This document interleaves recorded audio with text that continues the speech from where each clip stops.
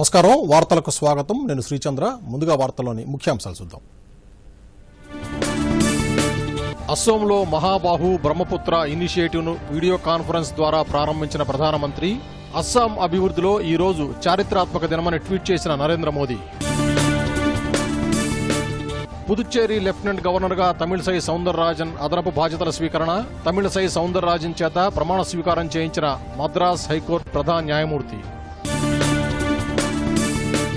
పశ్చిమ బెంగాల్లో బీజేపీ 5వ విడత పరివర్తన యాత్రను ప్రారంభించనున్న అమిత్ షా కోల్కతాలోని భారత్ సేవాశ్రమ్ సంఘం నిర్వహించిన కార్యక్రమంలో పాల్గొన్న కేంద్ర హోంమంత్రి న్యాయవాద దంపతుల హత్యను సుమోటోగా స్వీకరించిన హైకోర్టు హత్యపై నివేదికను సమర్పించాలని ప్రభుత్వానికి ఆదేశం కరోనా వ్యాప్తి పట్ల ప్రజలు అప్రమత్తంగా ఉండాలి. విధిగా మాస్కును ధరించడం, ఇతరులతో మాట్లాడేటప్పుడు కనీసం 6 అడుగుల భౌతిక దూరం పాటించాలి. తరచూ చేతులు శుభ్రంగా కడుక్కోవడం, వైద్యులు సూచించిన విధంగా ముందస్తు జాగ్రత్త చర్యలు పాటించడం ద్వారా కరోనాను నిరోధించవచ్చు. ఇక వార్తలోని వివరాల్లోకి వస్తే ప్రధానమంత్రి నరేంద్ర మోదీ వీడియో కాన్ఫరెన్స్ ద్వారా అస్సాంలోని పలు అభివృద్ధి కార్యక్రమాల్లో పాల్గొంటున్నారు. మహాబాహు బ్రహ్మపుత్ర ఇనిషియేటివ్ను ప్రారంభిస్తున్నారు. అనంతరం దుబ్రీపూల్ బరీ బ్రిడ్జి నిర్మాణానికి శిలాఫలకం వేసే కార్యక్రమంలో పాల్గొంటున్నారు. ఆ తర్వాత మజూలీ బ్రిడ్జి నిర్మాణానికి భూమి పూజ నిర్వహణలో పాల్గొంటారు. అస్సాంలో ఈ రోజు చారిత్రాత్మకమైన రోజని మహాబాహు బ్రహ్మపుత్ర ప్రారంభోత్సవం అస్సాం అభివృద్ధిలో కీలక పరిణామమని ప్రధానమంత్రి నరేంద్ర మోదీ ట్విట్టర్లో తెలిపారు. ఈ కార్యక్రమంలో కేంద్ర మంత్రులు నితిన్ గడ్కరీ, మన్సుఖ్ మాండవీయ, జితేంద్ర సింగ్, అస్సాం ముఖ్యమంత్రి సర్బానంద్ సోనోవాల్, మేఘాలయ ముఖ్యమంత్రి కె సంగ్మా పాల్గొంటారు. ఈ రోజు ప్రధానమంత్రి ప్రారంభించే కార్యక్రమంతో అస్సాం, మేఘాలయ రాష్ట్రాల ప్రజల మధ్య సంబంధాలు మరింత దగ్గర కానున్నాయి. ఈ కార్యక్రమాన్ని ప్రత్యక్ష ప్రసారం ద్వారా చూద్దాం. प्रस्तुत की जा रही है। ऊंचे ऊंचे पहाड़, नदियां, अनूठी संस्कृति और जैव विविधताओं से भरा नॉर्थ ईस्ट, जहां के 8 राज्य अष्टलक्ष्मी के रूप में एक मजबूत और आत्मनिर्भर भारत के संकल्प को दे रहे हैं मजबूती। प्रधानमंत्री नरेंद्र मोदी जी की विजनरी लीडरशिप में नॉर्थ ईस्ट का तेज गति से हो रहा है लगातार विकास। नॉर्थ ईस्ट में कनेक्टिविटी से जुड़े इंफ्रास्ट्रक्चर पर निरंतर बल दिया जा रहा है। रोडवेज, हाईवेज, एयरवेज, वाटरवेज, इसके साथ साथ गैस ग्रिड, गैस पाइपलाइन का भी आधुनिक इंफ्रास्ट्रक्चर, ऑप्टिकल फाइबर का नेटवर्क का इंफ्रास्ट्रक्चर, पावर ग्रिड की व्यवस्था, ऐसे अनेक काम नॉर्थ ईस्ट में एक प्रकार से इंफ्रास्ट्रक्चर का जाल बिछाया जा रहा है। समृद्धि और संपन्नता की अपार संभावना को समेटे भारत सरकार के निर्णायक फैसलों से गत 7 वर्षों में भारत के उत्तर पूर्वी क्षेत्र में लगभग 6000 किलोमीटर राष्ट्रीय राजमार्गों के विकास और सुधार हेतु लगभग 72,000 करोड़ की राशि स्वीकृत की गई, जिसमें 20,235 करोड़ की राशि से 3,110 किलोमीटर का कार्य पूर्ण हो चुका है, जिसके अंतर्गत लंबे राजमार्ग और नदी पर पुलों का निर्माण जैसे महत्वपूर्ण प्रोजेक्ट्स क्षेत्र में लोगों के जीवन को सुगम और विकास को नई रफ्तार दे रहे हैं। आज असम और नॉर्थ ईस्ट के लिए एक और ऐतिहासिक दिन है, जब प्रधानमंत्री जी के नेतृत्व में पूर्वोत्तर क्षेत्र के विकास के क्रम में एक नया अध्याय जुड़ने जा रहा है। लगभग 5,000 करोड़ की लागत से बनने वाला असम के डुबरी और मेघालय के फुलबारी के बीच देश के सबसे बड़े रिवर ब्रिज का शिलान्यास और 900 करोड़ से अधिक की लागत से माजुली जोरहाट ब्रिज के निर्माण कार्य का शुभारंभ प्रधानमंत्री जी के कर कमलों से होने जा रहा है। डुबरी फुलबारी पुल के निर्माण से एक बड़े क्षेत्र के लोगों के जीवन में व्यापक परिवर्तन आएगा। పుదుచ్చేరి లెఫ్టినెంట్ గవర్నర్గా తెలంగాణ గవర్నర్ తమిళసై సౌందరరాజన్ ఈ రోజు అదనపు బాధ్యతలు చేపట్టారు. పుదుచ్చేరి రాజనివాస్లో తమిళసై సౌందరరాజన్ చేత మద్రాస్ హైకోర్టు ప్రధాన న్యాయమూర్తి ప్రమాణ స్వీకారం చేయించారు. ప్రమాణ స్వీకార కార్యక్రమానికి ముఖ్యమంత్రి నారాయణ స్వామితో పాటు ఆ రాష్ట్ర మంత్రులు, ప్రతిపక్ష నేతలు పాల్గొన్నారు. పుదుచ్చేరిలో అధికార కాంగ్రెస్ పార్టీకి చెందిన 4 ఎమ్మెల్యేలు నెల వ్యవధిలోనే రాజీనామా చేసిన విషయం తెలిసిందే.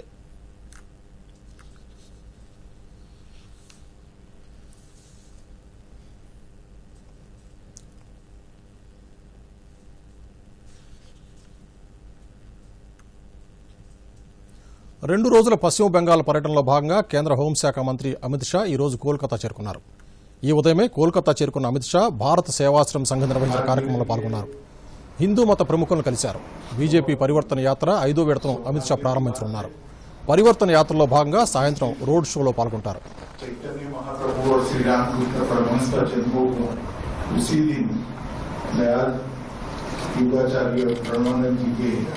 यहाँ पर 8 साल बीते, उस जगह पर चेतना प्राप्त करने हेतु में उपस्थित है। भारत सेवाश्रम संघ की स्थापना प्रधान जी ने उस समय करी जब इसकी सबसे ज्यादा जरूरत देश को थी, देश की जनता को थी। और उस वक्त स्वधर्म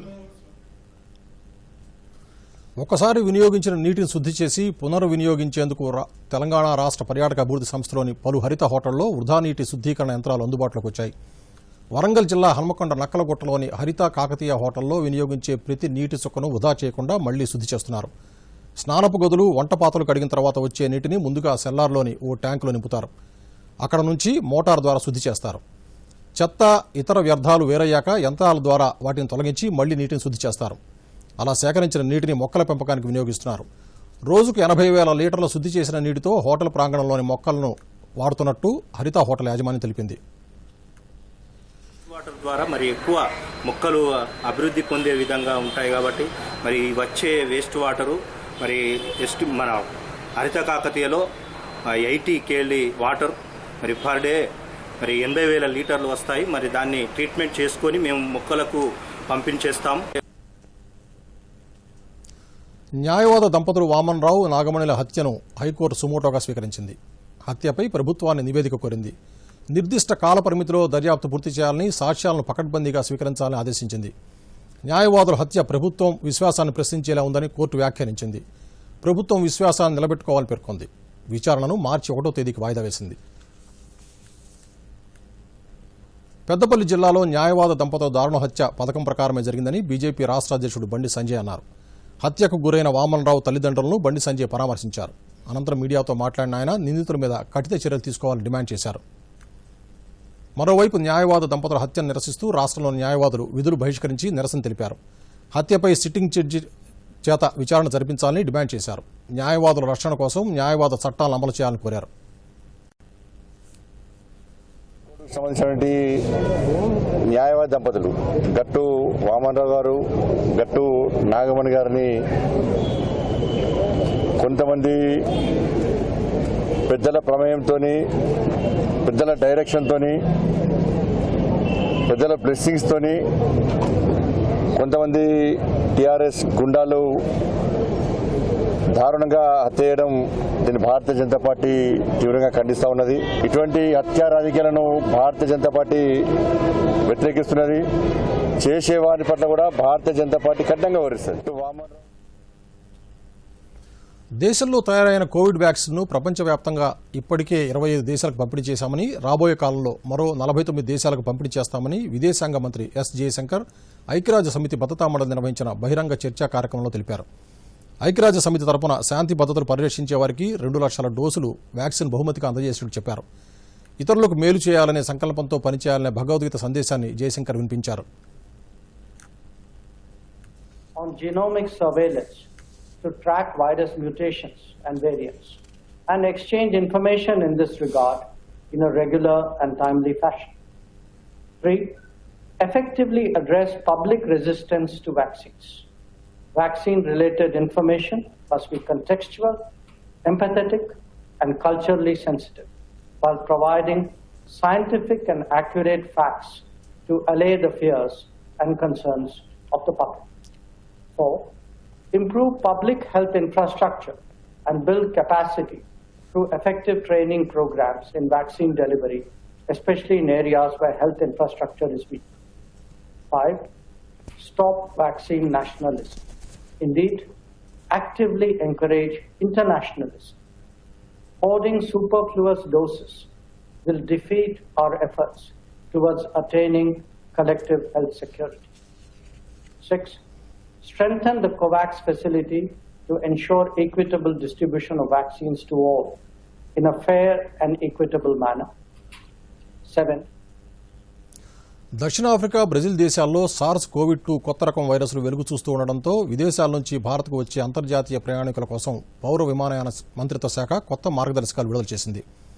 ఈ మార్గదర్శకాలు ఈ నెల 22వ తేదీ అర్ధరాత్రి నుంచి అమల్లోకి రానున్నాయి. యూకే, యూరప్, మధ్య ప్రాచ్య దేశాలు తప్ప ఇతర దేశాల నుంచి ఎక్కడి నుంచైనా ఇండియా రావాలనుకునే ప్రయాణికులు ముందుగా ఎయిర్ సువిధా పోర్టల్లో ప్రయాణించే తేదీ వివరాలు తెలియజేయాలి. వాటితో పాటు కోవిడ్-19 RT-PCR నెగిటివ్ రిపోర్ట్ కూడా అప్లోడ్ చేయాలని పౌర విమానయాన మంత్రిత్వ శాఖ తెలిపింది. కోవిడ్ రిపోర్టు ప్రయాణానికి 72 గంటల ముందుగా చేయించుకున్నదై ఉండాలని పేర్కొంది.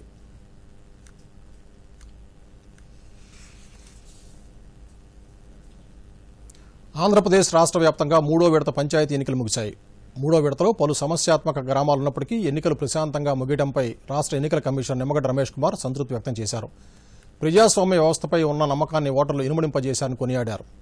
ఏజెన్సీ ప్రాంతంలో 350 పోలింగ్ కేంద్రాల్లో బహిష్కరణ పిలుపును సైతం లెక్క చేయకుండా గిరిజన ఓటర్లు పోలింగ్లో పాల్గొనడం సంతోషకరమన్నారు. ప్రభుత్వ ఉద్యోగులు విధి నిర్వహణలో అంకిత భావంతో పనిచేశారని ప్రశంసించారు. తూర్పుగోదావరి జిల్లాలో టీచర్ కృపావతి అస్వస్థతకు గురై చనిపోవడంపై నిమ్మగడ్డ రమేష్ విచారం వ్యక్తం చేశారు. బయోటెక్నాలజీ రంగంలో అధునాతన వినూత్న పరిశోధన చేపడుతున్న అగ్రగామి సంస్థ హైదరాబాద్లోని centre for DNA finger printing and diagnostics. ఈ ప్రతిష్టాత్మక సంస్థ ఈ ఏడాది రజతోత్సవాన్ని జరుపుకుంటోంది. భారత ఉపరాష్ట్రపతి వెంకయ్యనాయుడు CDFDని త్వరలో సందర్శించి ఈ సంస్థలో కొత్తగా ఏర్పాటైన పీడియాట్రిక్ రేర్ జెనెటిక్ డిజార్డర్ ల్యాబొరేటరీని ప్రారంభిస్తారు. వివరాలు చూద్దాం. సాంకేతిక శాఖ ఆధ్వర్యంలో బయోటెక్నాలజీ విభాగానికి చెందిన centre for DNA finger printing and diagnostics CDFD ప్రధానంగా 3 లక్ష్యాలతో పనిచేస్తోంది. 1. నేర పరిశోధనలో DNA ఫింగర్ ప్రింటింగ్ టెక్నాలజీ వినియోగం. 2. Plant finger printing. ఉదాహరణకు ఫింగర్ ప్రింటింగ్ ద్వారా బాసుమతి బియ్యం స్వచ్ఛతను కనుగొనటం వంటి అంశాలు. 3. జెనెటిక్ డయాగ్నోస్టిక్స్ అంటే జన్యుపరంగా వచ్చే వ్యాధులను శిశువు పుట్టకముందే గుర్తించడం. ఈ లక్ష్యాలను CDFD డైరెక్టర్ డాక్టర్ కె తంగరాజన్ దూరదర్శన్కు వివరించారు. We have expertise not only doing the routine DNA fingerprinting using the routine techniques of using autosomal STRs, that's one of the scientific method. But there are some cases where we need to use different methods like using Y chromosome marker, using mitochondrial DNA markers, and sometimes the samples are very old, we need to use ancient DNA technology. So all of this is possible only in CDFD. The central government has set up an organization called PEDA. So that organization has authorized CDFD to do plant DNA fingerprint, particularly basmati rice DNA fingerprinting, to identify is there any adulteration and identify the purity of basmati rice. So CDFD, as I mentioned, that one of our mandate is providing service. Couple of service I already explained. The genetic diagnostic service is one of the important aspect. You know that in India, because of our social structure, where we marry within the group, within the family, within the community, because of that, there is a good chance of having large number of recessive disease, population specific disease. So those disease is very high in Indian populations. So in that process, so one of the mandate is to provide genetic diagnostic service to the family, to the community. Molecule ఆధారంగా గుండెకు సంబంధించిన వ్యాధులను గుర్తించడం, నవీన మానవుని మూలం, mitochondrial వ్యాధులు, forensic జెనెటిక్స్లో doctor తంగరాజన్ విస్తృత పరిశోధనలు చేశారు. CDFDలో చేపడుతున్న పరిశోధన, అభివృద్ధి కార్యకలాపాల గురించి డాక్టర్ తంగరాజన్ దూరదర్శన్కు వివరించారు. This is the confocal microscope. This is used for basic research, particularly cell biology research. The advantage of this microscope is that we don't have to really take the section of any tissue. In fact, there's an optical section will be taken, and you can actually see the plant tissue image on the screen that has actually been transmitted from microscope to the screen.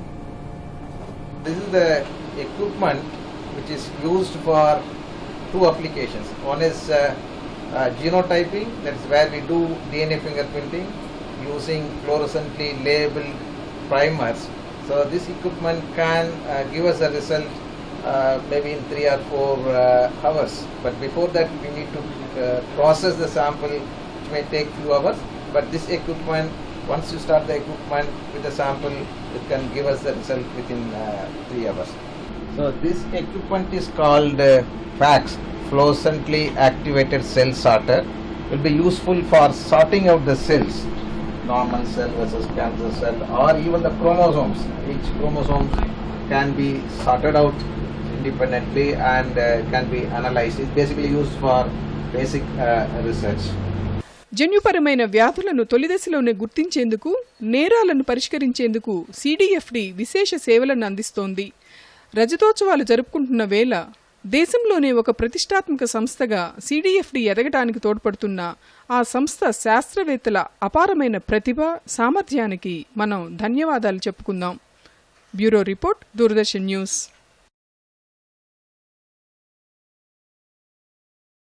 Doordarshan Yadagiri వార్తలను ఇప్పుడు social మీడియాలో కూడా చూడవచ్చు. YouTube అయితే DD news Telangana, Twitter అయితే DD news Telangana @DD Yadagiri news, మరి ఫేస్బుక్లో అయితే డీడీ న్యూస్ తెలంగాణలో చూసి సబ్స్క్రైబ్ చేయండి, లైక్ చేయండి, షేర్ చేయండి. అస్సోంలో మహాబాహు బ్రహ్మపుత్ర ఇనిషియేటివ్ను వీడియో కాన్ఫరెన్స్ ద్వారా ప్రారంభించిన ప్రధానమంత్రి అస్సాం అభివృద్ధిలో ఈ రోజు చారిత్రాత్మక దినమని ట్వీట్ చేసిన నరేంద్ర మోదీ. పుదుచ్చేరి లెఫ్టినెంట్ గవర్నర్గా తమిళసై సౌందరరాజన్ అదనపు బాధ్యతల స్వీకరణ. తమిళసై సౌందరరాజన్ చేత ప్రమాణ స్వీకారం చేయించిన మద్రాస్ హైకోర్టు ప్రధాన న్యాయమూర్తి. పశ్చిమ బెంగాల్లో బీజేపీ 5వ విడత పరివర్తన యాత్రను ప్రారంభించనున్న అమిత్ షా కోల్కతాలోని భారత్ సేవాశ్రమ్ సంఘ నిర్వహించిన కార్యక్రమంలో పాల్గొన్న కేంద్ర హోంమంత్రి. న్యాయవాద దంపతుల హత్యను సుమోటోగా స్వీకరించిన హైకోర్టు హత్యపై నివేదికను సమర్పించాలని ప్రభుత్వానికి ఆదేశం.